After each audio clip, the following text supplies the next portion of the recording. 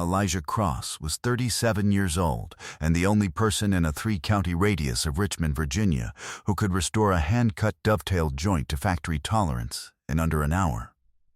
He drove a 2009 Silverado with a cracked passenger mirror and a toolbox bolted to the bed that had been his father's before it was his.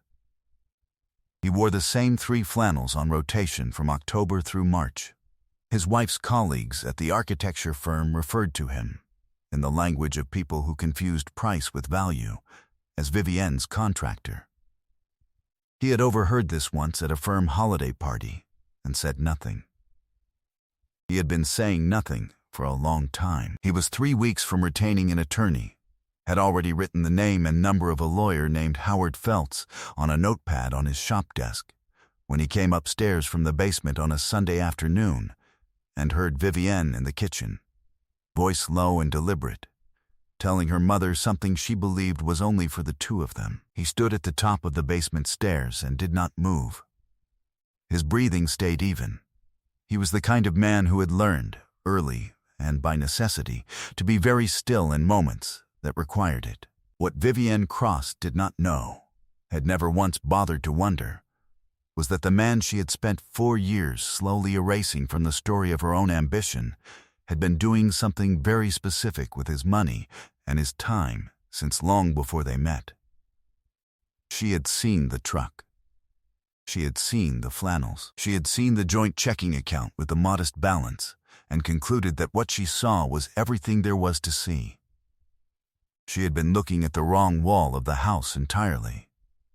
What he heard on that Sunday would not just stop the divorce he had been planning, it would change the shape of everything that came after it. Before we jump into the story, comment where in the world you are watching from and subscribe, because tomorrow's story is one you need to hear. The morning had started the way Sunday mornings in that house on Dunmore Street always started. Elijah up before light, coffee on by 6. The low sound of a podcast about woodworking he kept at volume low enough not to wake anyone. The house was a colonial, built in 1962, that he had been methodically restoring since they bought it in 2019. He had reframed 2 interior walls. He had rebuilt the back staircase from the treads up, cutting each riser by hand. He had stripped and refinished the original oak floors in every room on the ground level, working weekends for 4 months. Renting a belt sander and doing 3 coats of oil, modified polyurethane with a lamb's wool applicator, waiting the full cure time between each coat the way his father had taught him to wait. All the way. Not almost all the way. His father, Calvin Cross, had been a cabinet installer out of Petersburg who died of a heart attack at 61, with the hands of a man who had built more than most people ever noticed. He used to tell Elijah, "Son, the work you do right when nobody's watching is the work that lasts." Elijah had carried that forward like a title deed, quietly, in everything. He was a finished carpenter and a licensed general contractor. The truck and the flannels were real. So was the LLC he had formed in 2015, the year before he met Vivienne. So were the 2 renovation contracts he'd held simultaneously in Henrico County that year, and the 4 contracts the year after, and the commercial build-out in Scott's Addition in 2020 that had run $380, Oak 0, and come in 11 days ahead of schedule. His accountant, a measured woman named Doris Webb, had been filing his returns for 6 years and managed his books with the same quiet precision he brought to a mortise and tenon joint.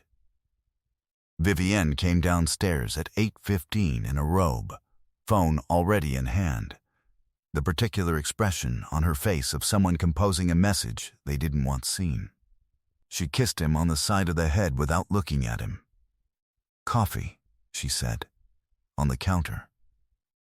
She poured it, checked her phone, set it face down on the counter in a way she had been doing for approximately 7 months.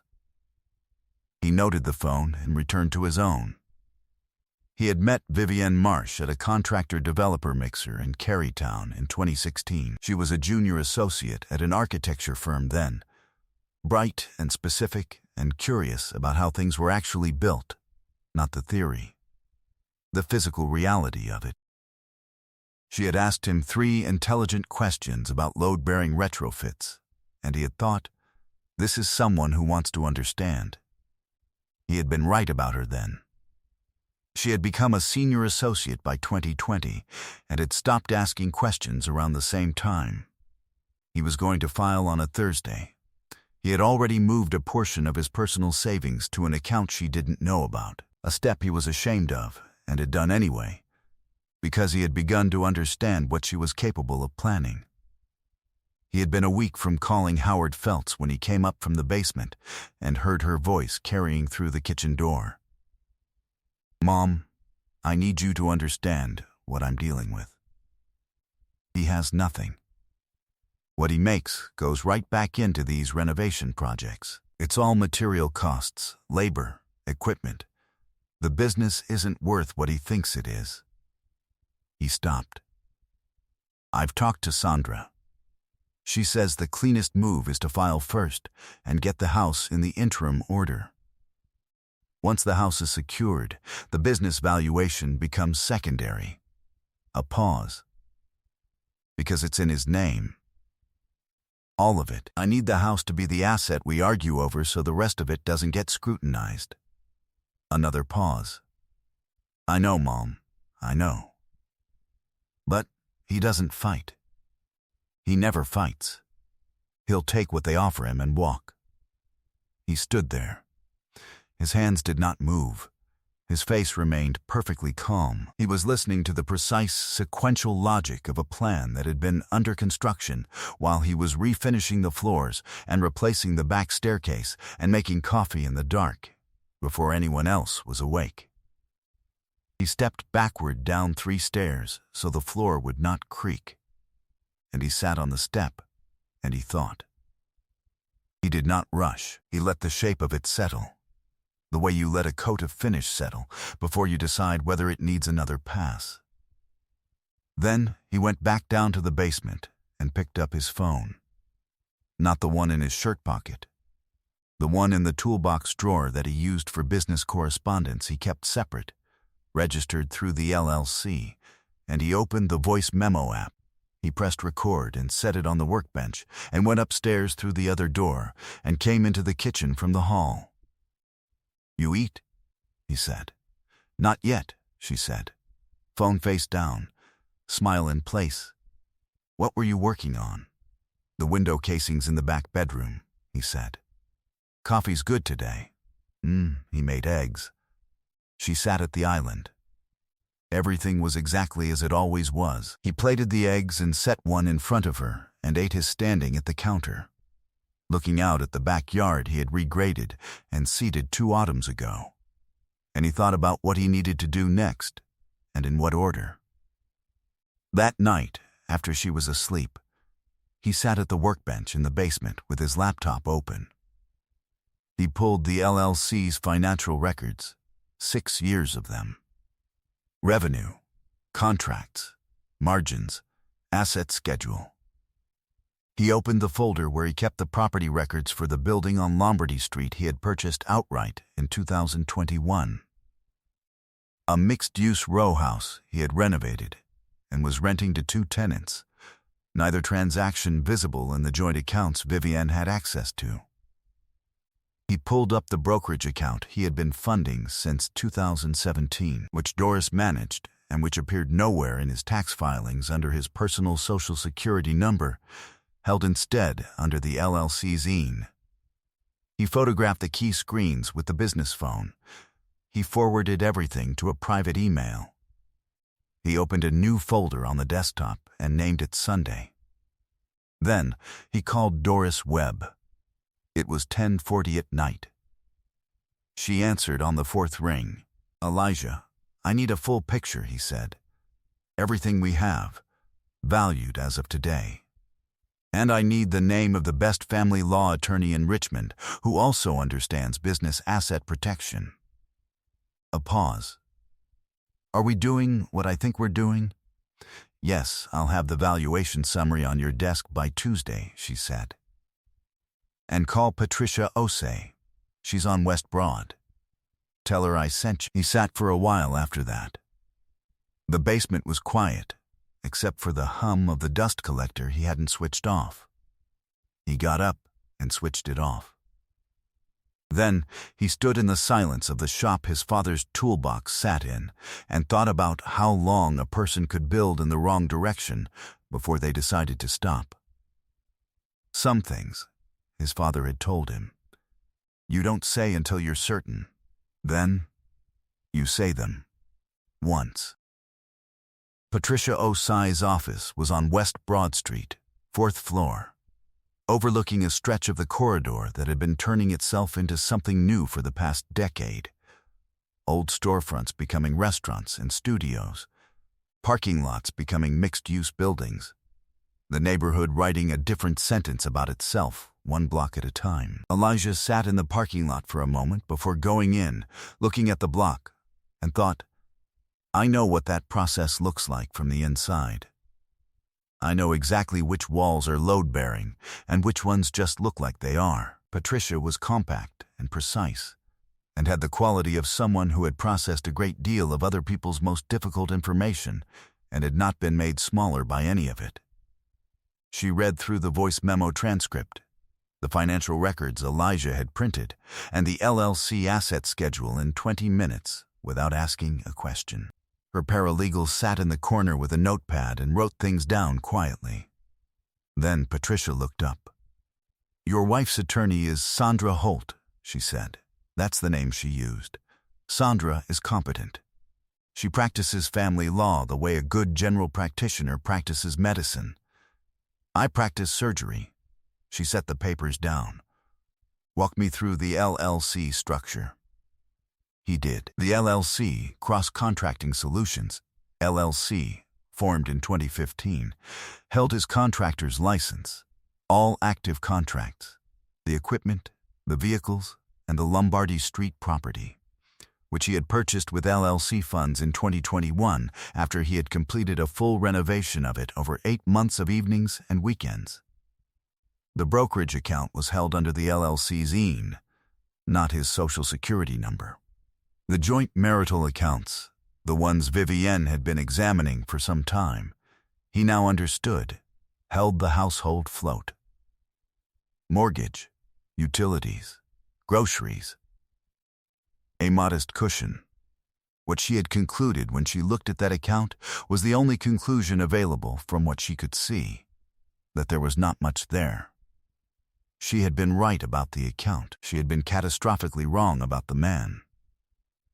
The LLC's net asset value, as Doris had put it in the summary she emailed Tuesday morning after pulling the full picture together, was $614,000. The Lombardy Street building alone had been appraised in January at $310,000, fully renovated, both units leased at market rate. The brokerage account had been funded with LLC distributions every quarter since 2017.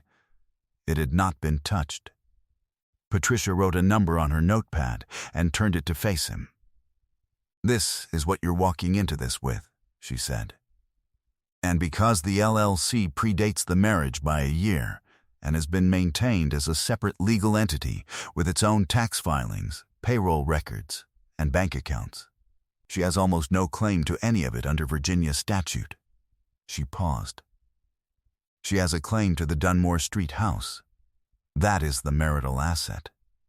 She understood that, which is why she wanted it secured in the interim order before anything else could be examined. I know, he said. Let her have the house, Patricia said.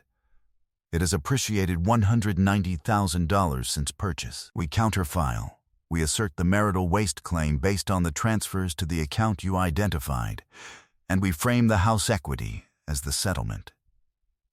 She walks away with the thing she thought was the big prize, and the thing she didn't know existed stays exactly where it is. She looked at him steadily. She will not see this coming, and by the time she does, the frame will already be set. He nodded. "One more thing," Patricia said. She slid a document across the desk. The account the transfers went into. The routing data puts it at a credit union in Northern Virginia. She tapped the page. "I had a colleague run it this morning. The account is held by a company registered to a man named Derek Saunders. He's a developer your wife's firm has done 2 projects with in the past 3 years. She let that sit. "I don't know what that means for her personally. What it means legally is that the transfers were not spontaneous. They were coordinated. That changes the dissipation argument considerably." He sat with that for a moment. "Can you use it?" he said. "Oh yes," Patricia said. "I intend to."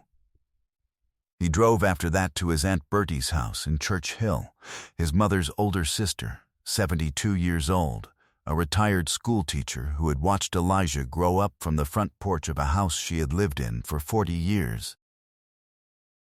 She was in the kitchen when he arrived, making the chicken and rice she made when she sensed something was wrong, as if the pot on the stove was a form of preemptive care. She listened to all of it with her hands folded on the table. When he finished, she was quiet for a moment. "That woman looked right at you every day," Aunt Bertie said, "and saw something disposable." "Yes, ma'am, and you let her look." She wasn't accusing him. She was naming the truth of it. "Your father was the same way. Let people look right at him and see whatever they wanted to see. He never corrected anybody." She reached across the table and put her hand over his. What he knew was, the truth don't need your help to be true. She told him something else.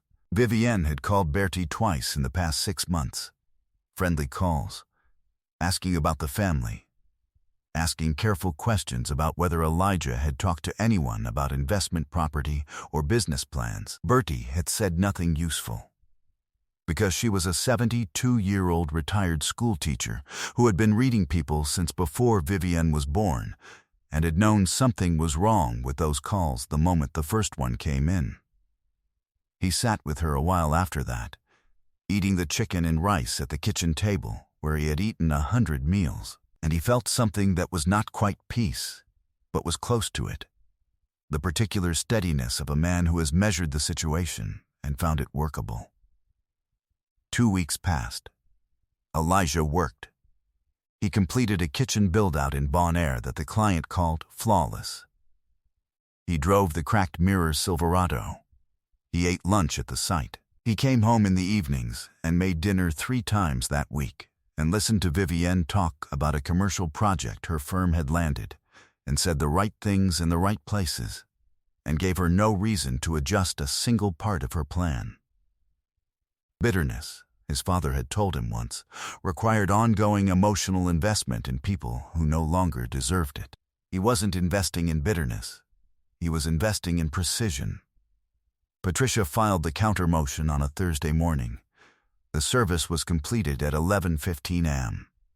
Patricia texted him a single word: "Done." He was on a job site in Lakeside, installing wainscoting in a dining room. He read the text, put the phone back in his pocket, and finished the panel he was nailing. The following Saturday, Patricia had arranged for the meeting to take place at her office rather than the house. Neutral ground, she said, was cleaner. Vivienne arrived with Sandra Holt at 10 in the morning. Sandra was composed and prepared and carried the professional bearing of an attorney who believed she understood the dimensions of the case. Elijah watched that understanding begin to change within approximately 4 minutes of Patricia beginning to speak. Patricia's paralegal had printed the document package the night before. It ran 51 pages in a spiral-bound binder with a white cover. She placed one copy in front of Vivienne and one in front of Sandra and opened her own without ceremony. She walked through it in order, the way Elijah laid out a cut list, every item accounted for, nothing extraneous, no flourishes. The LLC Certificate of Organization, filed in 2015. 1 year before Elijah and Vivienne met at the contractor-developer mixer in Carytown. Sandra's expression did not change, but her pen moved to the margin. The 6 years of separate LLC tax filings, the payroll records showing the LLC as employer, the business banking records showing no commingling with the joint marital accounts, the Lombardy Street property deed, purchased in the LLC's name in 2021 with LLC funds, appraised in January at $310,000, the brokerage account statement, held under the LLC's EIN, funded quarterly since 2017 without interruption. The voice memo transcript. Sandra reached for it when Patricia set it down. She read the full thing, which took 3 minutes. She set it back down carefully and did not reach for her pen. Then Patricia turned to the final page of the binder, the net asset summary Doris Webb had prepared and signed. The number was in 14-point type, centered on the page, with the LLC name above it and the certification date below. Vivienne sat very still for a long time after Patricia read the number aloud. Sandra leaned over and said something close to her client's ear. Vivienne gave a small nod, the way you nod when the information has arrived but the body has not yet caught up to it. The room held that silence for a moment. This was all in the LC, Vivienne said finally. Her voice had come loose from its professional register. It was smaller. It was just her voice. Established in 2015, Patricia said. 1 year before you met your husband, maintained throughout the marriage as a legally separate entity. Documented across 6 years of tax filings, bookkeeping records, and separate banking. It has never been marital property, and it will not be treated as such in these proceedings. I didn't know. You knew what you had access to, Patricia said, without sharpness, without sympathy. The joint accounts. The household float. You made your assessment of your husband's financial position based on what you could see. The difficulty is that what you could see was not the whole picture. She closed her binder. It was the lobby. Vivienne turned to look at Elijah. It was a long look.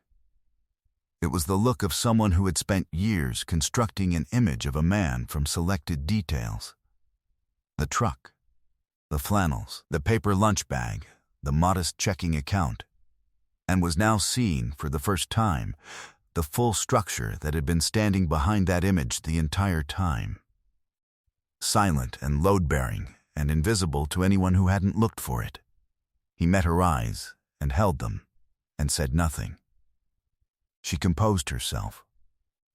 The chin came up, the voice softened, found the register she used when she needed something. Elijah, we don't have to do it this way. You and me, we've known each other for years. We could just talk, without all of this. The truth don't need your help to be true. I've said everything I needed to say through counsel, he said. His voice was level and even and completely, without heat. He picked his jacket up from the back of the chair. He looked at Sandra Holt. She'll have our response to her proposal by Wednesday. He stood. He buttoned one button on the jacket, not for warmth, just for the motion of it, a small, deliberate act.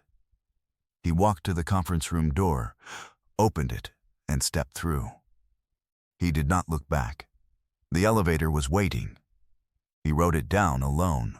He walked out through the lobby of the West Broad Street building into a March morning that was cold and bright and smelled like wet concrete and the beginning of something. He drove to the job site in Lakeside. He had wainscoting to finish. Real power, he thought, operated in quiet rooms. And then it got in the truck and went back to work. 9 months later, Elijah Cross stood in the kitchen of a house on Parkwood Avenue in Northside Richmond, a 1940 bungalow he had bought in June and had been renovating himself, working evenings and weekends, taking his time, and pressed his hand against the new butcher block countertop he had installed the previous weekend. It was end-grain maple, finished with 3 coats of food-safe oil, edges broken to a gentle chamfer. He had milled it himself from a slab a lumber dealer in Ashland had held for him. A woman named Renata Holloway stood at the other end of the counter, reading something on her tablet, a cup of tea at her elbow. She was a structural engineer who had reached out about a potential collaboration on a residential project in Church Hill, and they had met for coffee to talk about the project, and the conversation had run 3 hours and covered everything except the project. She asked careful questions and waited for the full answer. She noticed the quality of finished work the way someone notices when a sentence is constructed with actual care. She had come by the Parkwood house to see what he was doing with it, and had stood in the kitchen for 10 minutes, running her hands along the countertop joints the way a person does when they recognize something made well. He had not rushed anything.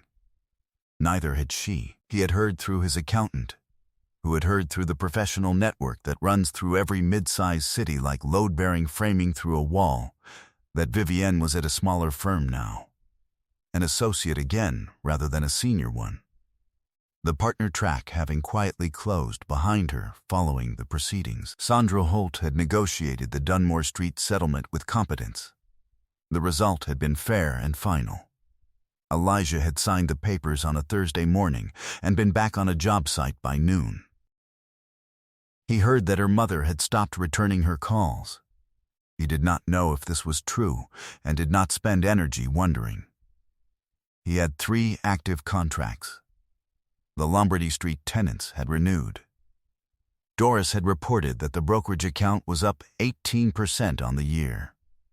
He poured himself a coffee and stood at the kitchen window of the Parkwood house and looked at the backyard, which was overgrown and needed clearing and would be his project come spring. He had already drawn a rough plan for a raised vegetable bed along the south fence and a small deck off the back door, pressure-treated framing with Kumaru decking boards, because Kumaru lasted, and he was building for lasting. Renata looked up from her tablet. "You're staring at the yard again." "I'm planning the yard," he said. "There's a difference?" "Yeah," he said. "There is." She smiled and went back to her reading. He drank his coffee. Outside, a light rain had started, the quiet, patient kind that didn't ask anything of you, that just came down and did what it was supposed to do without making a show of it. He watched it settle into the grass and the overgrown beds and the old fence he would replace in the spring. He was free. He was solvent. He was unbothered. He had built everything worth keeping. I hope you enjoyed that one. Be sure to like the video and subscribe so you don't miss the next story. I've picked out 2 more for you that I think you'll really like.